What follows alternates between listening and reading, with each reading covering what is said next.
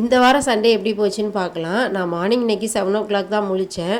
முழிச்சிட்டு கிச்சனுக்கு வந்துட்டு பாப்பாவுக்கு பால் காய வச்சுட்டு நானும் கொஞ்சம் சுடுதண்ணி வச்சு குடிச்சிட்டேன். டிஃபனாக வந்து பார்த்திங்களா, சன்வி வந்து தோசை கேட்டாங்க. பாப்பாவுக்கு தோசை போட்டு கொடுத்துட்டு எங்களுக்கு வந்து சம்பா ரவை கோதுமை உப்புமா தான் பண்ணினேன். அதுக்கப்புறம் இன்றைக்கி லஞ்சு வந்து பார்த்திங்கன்னா மீல் மேக்கர் கிரேவி பண்ணலாம், முட்டை பாயில் பண்ணிக்கலாம்னு சொல்லிவிட்டு நான்வெஜ் எதுவும் எடுக்கலை. வெங்காயம் தக்காளி கட் பண்ணி வச்சுக்கிட்டேன். ஸ்டவ் ஆன் பண்ணி வானல் வச்சுட்டு எண்ணெய் விட்டுட்டு எண்ணெய் காஞ்சதுக்கப்புறம் பட்டை சோம்புலாம் போட்டுட்டு கருவேப்பிலையும் சேர்த்துக்கிட்டேன். அதுக்கப்புறம் கட் பண்ணி வச்ச 2 பெரிய வெங்காயம் அதையும் சேர்த்து நல்லா வதக்கிக்கிட்டேன். நல்லா வதங்கினதுக்கப்புறம் ஏற்கனவே நான் இஞ்சி பூண்டு அரைச்சி ஃப்ரிட்ஜில் ஸ்டோர் பண்ணி வச்சுருந்தேன். அதுதான் 1.5 டீஸ்பூன் சேர்த்துக்கிட்டேன். சேர்த்து அதுவும் நல்லா பச்சை வாசனம் போனதுக்கப்புறம் பார்த்திங்கன்னா கட் பண்ணி வச்ச 2 தக்காளி அதையும் சேர்த்துக்கிட்டேன். சேர்த்து நல்லா உப்பு போட்டு நல்லா வதங்கிக்கிட்டேன். மசாலா வந்து பார்த்திங்கன்னா மஞ்சள்தூள், மல்லித்தூள், மிளகாத்தூள், கரம் மசாலாலாம் சேர்த்து கூடவே மீல் மேக்கரையும் சேர்த்து கிரேவி பதத்துக்கு ரெடி பண்ணியாச்சு. கொஞ்சமாக தேங்காய் அரைச்சி விட்டுக்கிட்டேன். சூப்பராக வந்துருந்துச்சு. சாதமும் வடிச்சுக்கிட்டேன். மத்தியானத்துக்கு பார்த்திங்கன்னா ஒரு 4 எக்கு வந்து பாயில் பண்ணினேன். அதுக்கெல்லாம் முடிச்சுட்டு வர்றதுக்குள்ளே பாப்பா வந்து வீடு ஃபுல்லுமே டாய்ஸ்லாம் கொட்டி விளையாண்டு வச்சுட்டாங்க.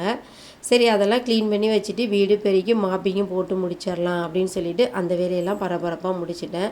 கொஞ்சம் டயர்டாயிருச்சு. மறுபடியும் வந்து கொஞ்சம் நேரம் நான் தண்ணி குடிச்சிட்டு ஒரு 1/2 hour ரெஸ்ட் எடுத்துகிட்டு அதுக்கப்புறம் வந்து நேற்று காய வச்ச துணியெல்லாம் காஞ்சிட்டு இருந்துச்சு. அதெல்லாம் எடுத்து மடித்து வச்சுட்டு ஹேண்ட் வாஷ் பண்ண வேண்டிய துணி இருந்துச்சு. பவுடரில் ஊற வச்சுருந்தேன் காலையிலே.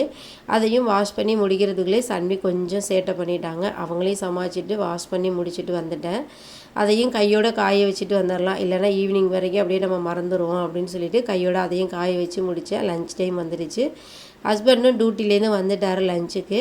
அவருக்கு சாப்பாடெலாம் போட்டுட்டு நாங்களும் சாப்பிட்டுட்டு பாப்பாவை கொஞ்சம் நேரம் தூங்க வச்சுட்டேன். சரி, மாடிக்கு விளையாட வைக்கலாம் போய் பார்த்துட்டு வெளியில் கூட கொஞ்சம் நேரம் பார்க்குக்கு போகலான்னு பார்த்தா கிளைமேட் ரொம்பவே டல்லாக இருந்துச்சு. சரி, வெளியில் எதுவும் போக வேண்டாம்னு மறுபடியும் கீழே வந்து நானும் பாப்பாவும் சாஃப்டாயெல்லாம் வச்சு கொஞ்சம் நேரம் விளையாண்டோம் வீட்டில். சரி, கொஞ்சம் நேரம் சன் டிவியில் மூவி பார்க்கலாம் அப்படின்னு சொல்லி டிவியை போட்டால் பாப்பா வந்து பெப்பா பிக் தான் பார்ப்பேன் அப்படின்னு சொல்லிட்டு மூவி வைக்க விட மாட்டேன்ட்டாங்க. சரி, நானும் கூடவே சேர்ந்து பெப்பா பிக் தான் பார்த்தேன். இந்த வாரம் சண்டே இப்படி